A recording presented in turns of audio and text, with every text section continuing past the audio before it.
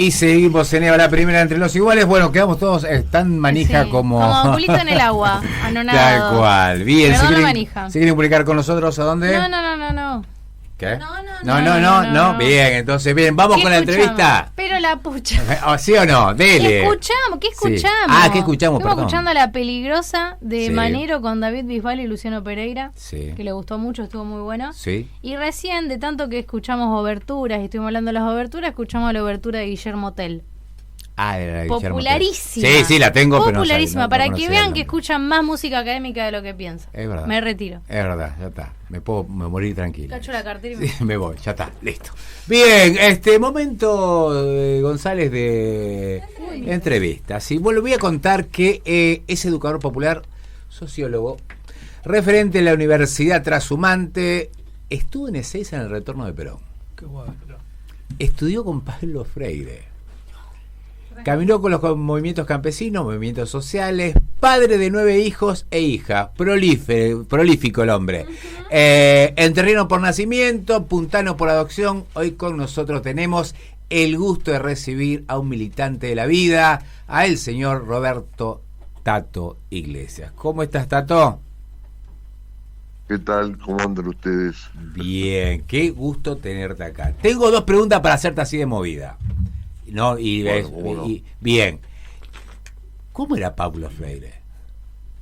Porque soy la primera persona que conozco que... Sí, vos sabés que yo escribí una vuelta, cuando se murió Pablo al año, me invitaron de Cochabamba, Bolivia, a dar un seminario sobre Pablo Freire, maestro de América. Muy bien. Y después cuando volví se me dio por escribir la experiencia de allá. Y después hice un librito con eso, que está agotado, no lo encuentro porque yo no lo tengo, que se llama Pablo Freire el Maestro. Y allí me pareció bueno hablar un poco de él, cómo era su vida, qué cosas le gustaban, qué cosas no le gustaban. Por ejemplo, él no comía asado, comía pescado envuelto en papel de aluminio, qué sé yo. Cuento toda esa historia. Y bueno, era un hombre extremadamente sencillo para lo que era, para la fama que tenía. Claro. Y era complicado para él, porque yo, por ejemplo, estaba en un lugar que se llamaba Vereda, que se quiere decir, en portugués era Caminos de Educación, ¿no? Sí. Como caminando. Y Pablo ahí era el presidente, pero estaba en Los Barretos, que era un matrimonio sociólogo brasileño, que eran discípulos de él. Y entonces él venía, por ejemplo, y decía, estábamos, ¿qué están leyendo? Tal cosa. Bueno, lean este autor, un autor muy conocido en Europa y en América. Decía, léanlo porque la semana que viene a discutir con ustedes, ¿viste? Y cosas así que vos te sorprendían. Pero a su vez, yo iba a comer en la casa de él, por ejemplo, y era de lo más humilde, comía el chofer con él no podía manejar, comía toda la gente que trabajaba en la casa. Era un tipo... Él decía, es un fico apasionado, él vivía apasionado, ¿viste? Y eso en la vida creo que es lo que te impulsa a hacer todas las cosas que estamos haciendo, ¿no? La pasión, tal cual, es la pasión, mundo. Es el gran motor. Y la otra pregunta que te tengo que hacer es, desde tu perspectiva, contame cómo fue Ezeiza. Y después, desde tu perspectiva, pues bueno, obviamente han pasado ríos de tinta sobre el tema. ¿Qué viste, qué pasó ese día? ¿Qué terminó pasando?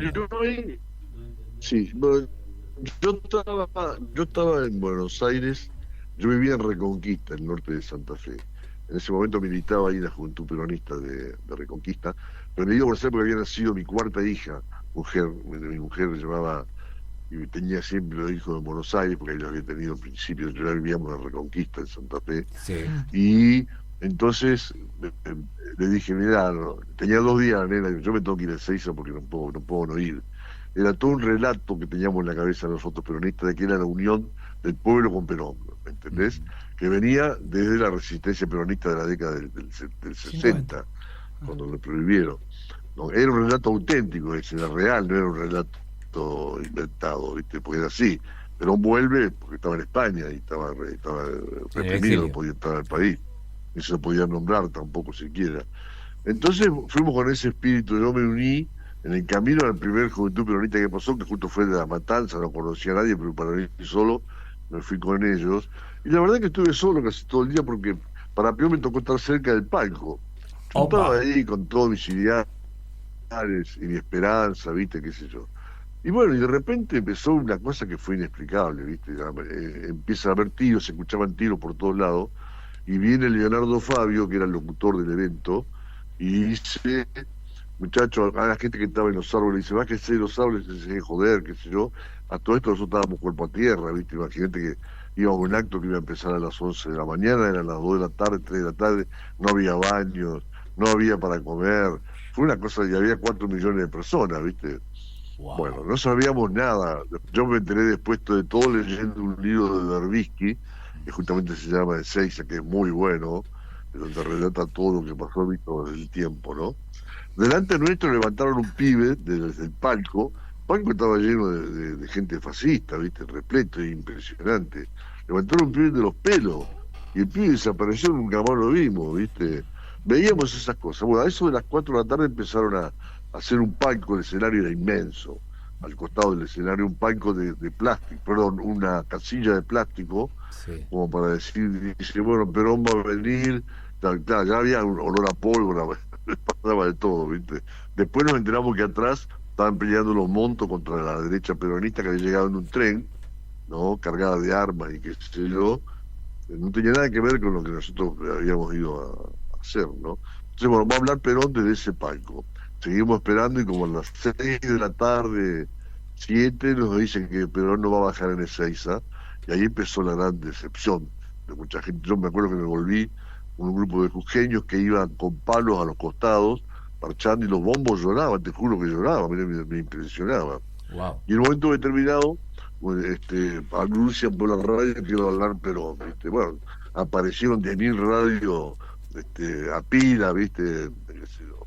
Y nos paramos todos a escuchar hablar. Bueno, en mi caso personal, yo ahí empecé a dejar de ser peronista, ¿viste? En ese discurso de Perón, porque nada que ver con el discurso que él nos había dado antes, ¿no? Ujú. O sea, Perón tenía esa cuestión de que le hablaba a la derecha y a la izquierda al mismo tiempo. La derecha le decía, cuídense de los zurdos, y en la zurda, vamos contra la derecha. Este, eh, y Claro, bueno, muchos dicen que ahí, ya nos vinimos todos muy que ahí se quiebra esta desesperados. política pendular de Perón, justo en ese momento. Porque empezó a tomar cosas, claro. Él opta por ser conservador, ¿viste? Mm. Sí, él opta por ser conservador. O sea, es discutible todo esto porque uno era joven, pero uno puede ser crítico o puede ser conservador, pero digamos, el mismo Pablo Freire, cuando escribió Pedagogía del Oprimido, él decía que había que tratar de salvar al opresor, ¿viste? Que es un acto de amor. Y después, en uno de sus últimos libros, Pedagogía de la Esperanza, él reconoce que se equivoca allí, en eso, porque no hay, digamos, la lucha del mundo, la vida del mundo, la lucha es el conflicto. Tal El cual. mundo siempre Siempre está es en un conflicto. conflicto entre arriba y de abajo, poner el nombre que vos quieras, ¿viste? Tal cual. Entonces, se fue un error ahí, porque él se quedó con la derecha totalmente, después echó a los pibes de la plaza, le dijo imberbes y empezó con toda una cuestión que ya venía desde antes de Perón, venía del gobierno de Isabel con López Rega, pero Perón no sabía todo eso, ¿viste? Él que estaba totalmente al tanto. Entonces, bueno, fue una gran decepción. Esa fue si vos me decís qué pasó, una decepción enorme, ¿viste? Bien, en tus discursos, cuando siempre... No digo discurso, ¿eh? Bueno, no, cuando hablas, siempre aparecen, en tus charlas más que nada sería, obviamente, Sí. el concepto de educación popular, rebeldía, capitalismo, pueblo, pensamiento crítico. Teniendo en cuenta este presente y tu experiencia, ¿qué nos pasó? Para Bueno, llegar mira, por eso el libro es largo esto, ¿no? Pero el libro se llama Historia circular del país que estamos siendo. Sí, ¿Viste? Porque siempre volvemos a lo mismo. O sea, Tal esto cual. nos ha pasado de montón de diferentes veces. formas con otro gobierno. Tal cual. O sea, Sogaray en el 60 ya decía hay que pasar el invierno y está haciendo un plan de ajuste terrible, pero la diferencia está que el pueblo era otro. O sea, tenía otra formación, la escuela era otro, el sistema era otro, porque en ese momento estaba en los curas del tercer mundo, estaba el Papa Juan XXIII, estaba el movimiento del tercer mundo, había un montón de cosas dando vueltas que pegaban cimbronazos interesantes. No, en cambio hoy el esquema es totalmente distinto, lo que está pasando con la gente. Y bueno, después vino Menem, digamos, vino a terminar la dictadura para mí, desde un punto de vista ideológico. Tal ¿no? cual, sí. Porque lo que hizo fue eso, y fue para mí el peor gobierno de la historia, para Milei es el mejor, para nosotros Roca fue un asesino, para Milei fue el salvador de la patria, para nosotros Colón y la colonización destruyeron América, para Milei Colón vino a matar salvajes que estaban invadiendo no sé qué tierra. Entonces acá hay una cuestión no solamente económica, la gente hoy discute de economía, el problema no es la economía, el problema es la política. Tal cual. O sea, primero está la política, después está la economía, ¿viste? Pero acá nos quiere hacer discutir todo el tiempo del dólar, que la gente no entiende un carajo, ¿viste? Cuando hablan de economistas, ni los periodistas que hablan de economía tampoco entienden un carajo de lo que pasa.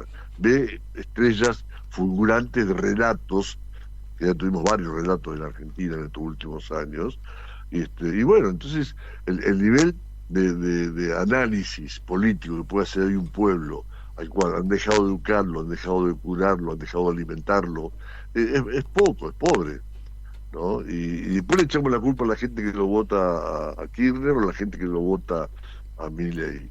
Bueno, votan al que le puede dar un plan, ¿viste? Para ser más concreto o prometerle algo para el futuro que no va a pasar. O sea, esto va a terminar inevitablemente cuando terminan todos los gobiernos liberales, porque encima ahora, digamos, llega a caer Trump o a perder Trump y no sé, estamos de vuelta como una hoja temblando. Tal cual. Dando vuelta, ¿no? Esto empieza a temblecar nuevamente. Bien, sabemos que tenés otra entrevista, así que podríamos hablar horas, pero bueno, sabemos que tenés otra entrevista. Bueno, esta tarde sí. en La Vigil, Alén y Gaboto presentás el libro Memoria Circular con un montón de gente, así que contanos un poco lo de esta tarde a las 18. Bueno, esta tarde, digamos, yo estoy en la Universidad de Trashumante, Sí. ¿no? Y nosotros trabajamos siempre con el arte y con la palabra. Desde que empezamos nos dimos cuenta que el arte es fundamental en la creación del conocimiento y en la forma de conocer. Entonces siempre nos preguntábamos qué tiene para darle el arte a la educación popular y qué tiene para darle la educación popular al arte. Tal cual. ¿No? Entonces, es más que una presentación de un libro, ¿viste? Vas a ver vos algunas escenas que tienen que ver con el teatro, otras con la música, hay folclore, hay de todo un poco, y en el medio está un conversatorio, que es el motivo fundamental de la reunión, sobre esto que estamos hablando, ¿viste? Sobre la realidad de hoy, pero con la idea de conversar, de dialogar, no de pelear, no de discutir, para ver si entre todos los que estamos podemos ir buscando un camino que nos libere, ¿no? Que volvamos a lo de antes. Hablar de identidad, del pasado, de dónde venimos, quiénes somos, a dónde estamos y a dónde vamos. ¿Viste? Bueno, es entretenido y la gente puede participar, esperamos que haya un debate, etcétera. Bien, entonces esta tarde 18:30 en La Vigila y Alén y Gaboto presentás 18 horas. Memoria Circular. Bien, y te quiero hacer una invitación, obviamente. ¿Qué te parece si te llamamos en otro momento que vos tengas libre algún sábado y charlamos sobre los desafíos que se vienen en la Argentina y cómo salir de esto? Porque después va a venir un después. Bueno, ¿cómo no? Y ahora estamos, ¿qué pasa? Cuando uno está en el medio de la crisis, uno está sufriendo. Pues no tiene tiempo, es como el que tiene hambre, quiere comer primero. Bueno, ahora estamos sufriendo. Que me gustaría charlar con vos y ya con más tiempo sobre lo que se viene y el qué hacer, diría Lenin. Pero cómo no. Hoy vamos a hablar un poco de eso, pero cuando quieras, yo vivo en San Luis. Sí. Avisan un día antes o 2 días antes y hablamos con mucho gusto. Bueno, Tato, antes de que termine el programa volvemos a repetir, un gusto y nos vemos hoy a las 18 ahí en Alén y Gaboto. Bueno, cómo no, los espero. Un abrazo grande y un beso para todos. Un abrazo grande, seguimos en EVA.